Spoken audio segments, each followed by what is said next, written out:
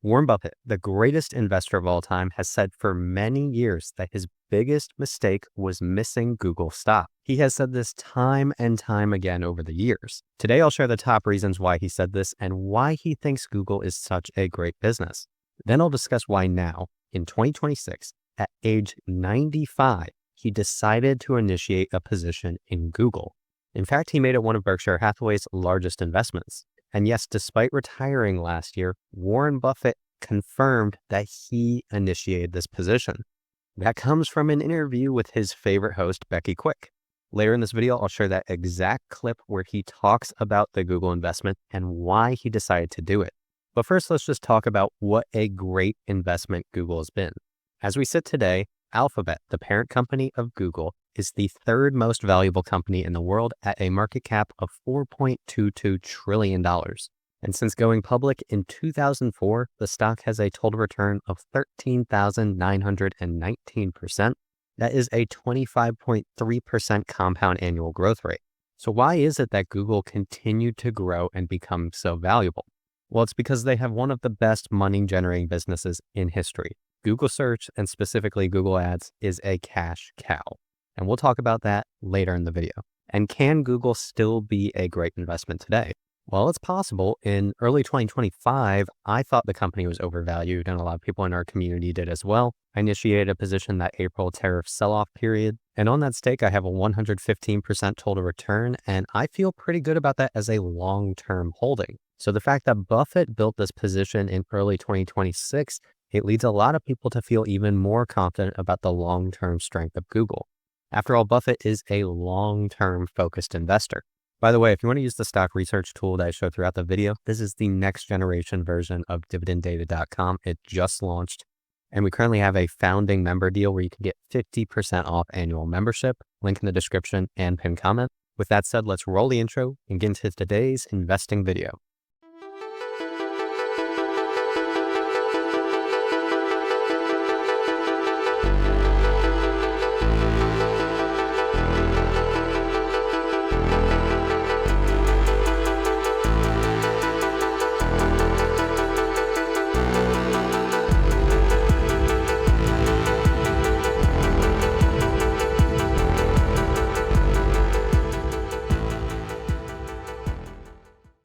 The following reflects the opinions of a man who spends far too much time thinking about stocks.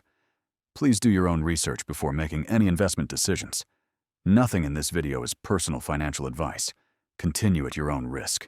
My name is Zach. This is Dividend Data, and you should leave a like and subscribe to the channel if you enjoy the video. So what is it that makes Google such a great investment? Why is it such a strong business? And what's made it compound over all these years? Well, the main cash cow is Google Search. And the innovation they had on top of that was the pay-per-click advertising, the sponsored results within Google. That is the cash cow that has powered the entire business since then. And there's been a lot of new innovations and investments. They've had acquisitions like YouTube, which have blown up and been fantastic for the company and is another high-value advertising unit for them. YouTube is a huge revenue stream for them. Google Search, it's still the cash cow today, but they also have Google Cloud. That is the fastest growing part of their business revenue-wise. And this isn't even mentioning a lot of the other tech advancements Google has had over the years. They invented the transformer and the modern LLM. A lot of that was done internally at Google. So they are a leader in the AI revolution, and they are a big leader in building out that infrastructure. They have TPUs and semiconductors that they have developed. And they have made many investments over the years. They have a large stake in both SpaceX and they have a large stake in Anthropic. So Google has proven to be a great allocator of capital. And that's a good thing because they have a lot of profits to allocate. And if you don't believe me, let's hear straight from Warren Buffett why Google is such a great business. Google, I should have had some insight into because Geico was a heavy user very early on. So here we saw value in something at that time. I have no idea what we're paying per click now, but we were paying $10 or $11 a click for something that had no cost of goods sold, and we were going to keep doing it. I mean, we could see that. So I should have had more insight into that. Now, whether Bing was going to come along or other people were going to take away the market, that's another question. Whether you had sort of a first user advantage that would be would prevail. And there is a lot of technology to it. So somebody could have come along with a better technological product, and I would not have had any insights into that. I certainly had insights into the benefit to the user. Another stock that you mentioned over the weekend saying you should have known it early on was Google, Alphabet, the parent company of Google, because you knew how much they could charge you when it came to Geico. Yeah, here we were at Geico paying them $10 or something for every click. I mean, $10, and no cost of goods sold. I mean, and it produced results for us. That's why we paid them the money. So I had seen the product work, and I knew the kind of margins. I mean, I always said it's great to find something that costs a penny and sells for $1 and is habit forming. This doesn't cost anything, and it's very useful. I mean, if you're looking up auto insurance on Geico, you've got an interest in auto insurance. I mean, it's a very directed way of talking to people. So the real question in my mind, I'd seen Alta Vista before. I used to play bridge on Alta Vista and that. And what I didn't know was whether there'd be more entrants. I didn't know enough about technology to know whether this really was the one that would stop the competitive race and all that. But I should have done Google too. But if you ask me in retrospect, what was our worst mistake in the tech field? I think we were smart enough to figure out Google. Those ads worked so much better in the early days than anything else. So I would say that we failed you there. And we were smart enough to do it and didn't do it. We do that all the time, too. Yeah, we were their customer very early on with Geico, for example, and we saw, I don't, these figures are way out of date, but as I remember, we were paying them $10 or $11 a click or something like that. And anytime you're paying somebody $10 or $11 every time somebody just punches a little thing where you've got no cost at all, that's a good business unless somebody's going to take it away from you. And so we were close up seeing the impact of that. And incidentally, if any of you don't have anything to do in your hotel rooms tonight, just keep punching Progressive or something, and you're gonna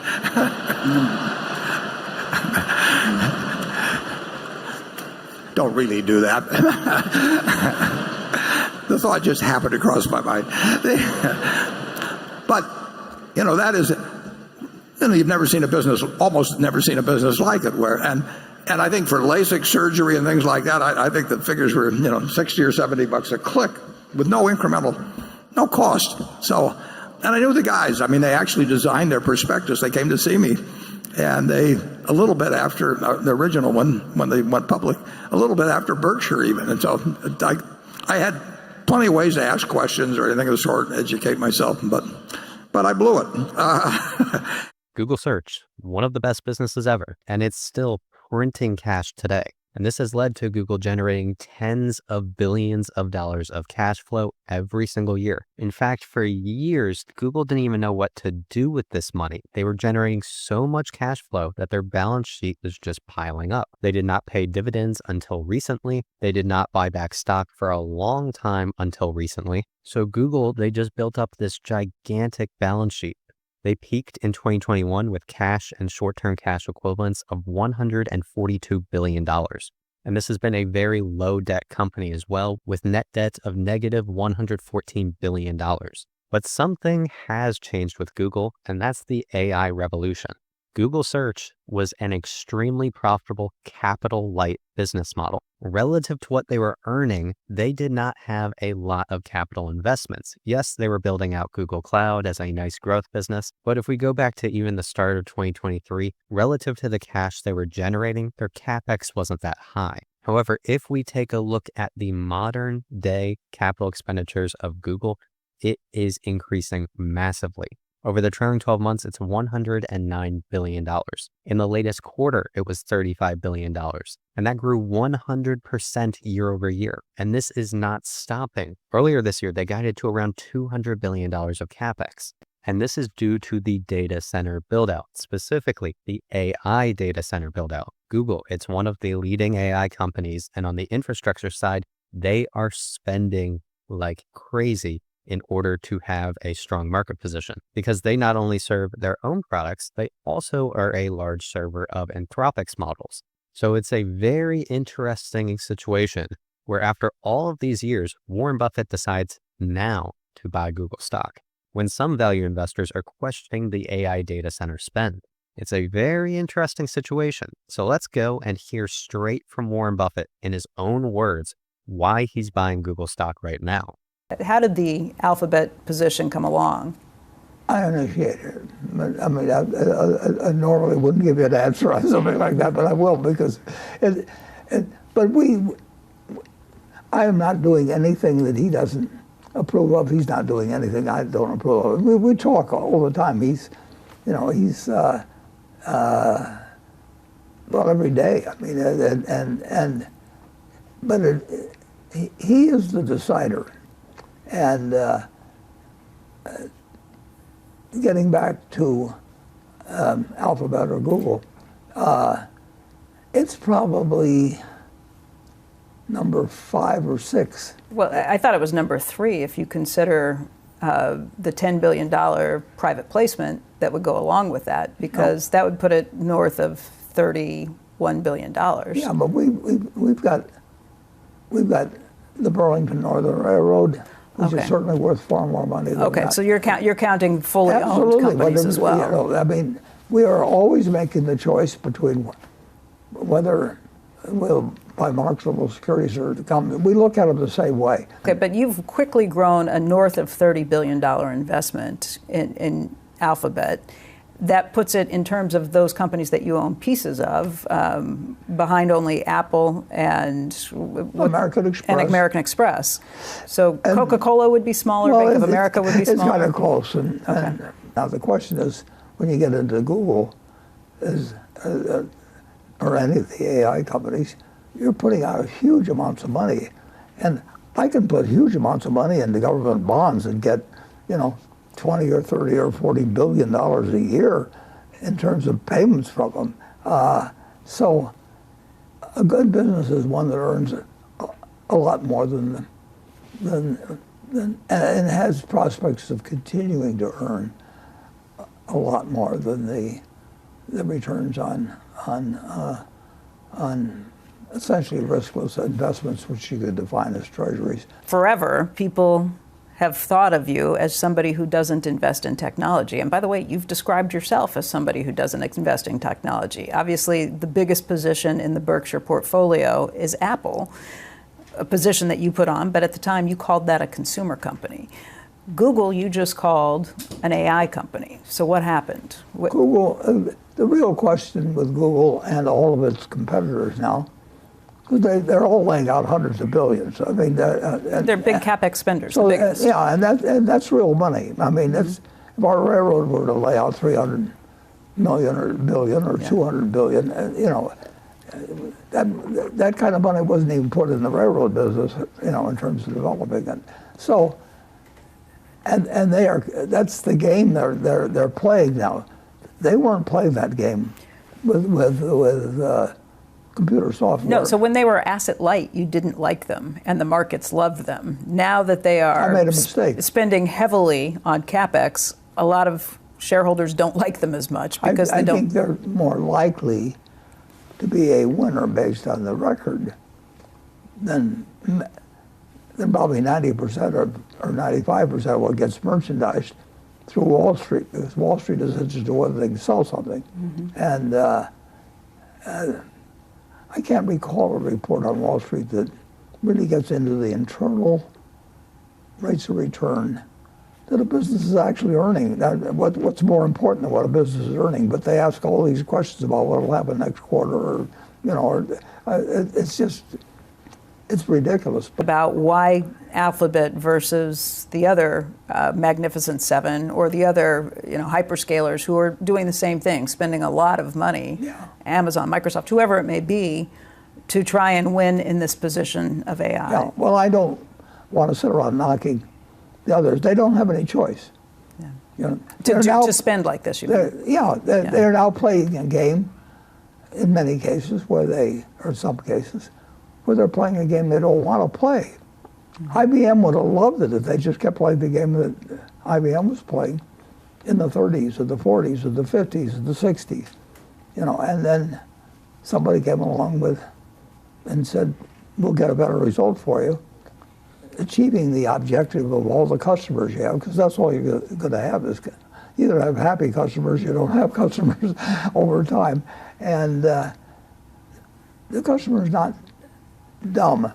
Wall Street can be very dumb, and in terms of they can dream. So there you heard it. Warren Buffett is buying Google stock right now, or he has been so far in 2026. And I think of that clip I just showed you, one of the telling parts was when he was talking about return on capital in a business and being a capital allocator. And yes, we already knew that Google had such a fantastic core business model, but one of the more underrated parts of Google over the long run has been how great their capital allocation has been. As I mentioned, they had the SpaceX investment. They had the Anthropic investment. They bought and built YouTube into an amazing asset. They have invested a ton into Waymo, which could be another growth business. They've invested a ton into Google Cloud, which is proving to be a fantastic growth business for them and is now becoming increasingly profitable as well. Let's put some numbers to that though.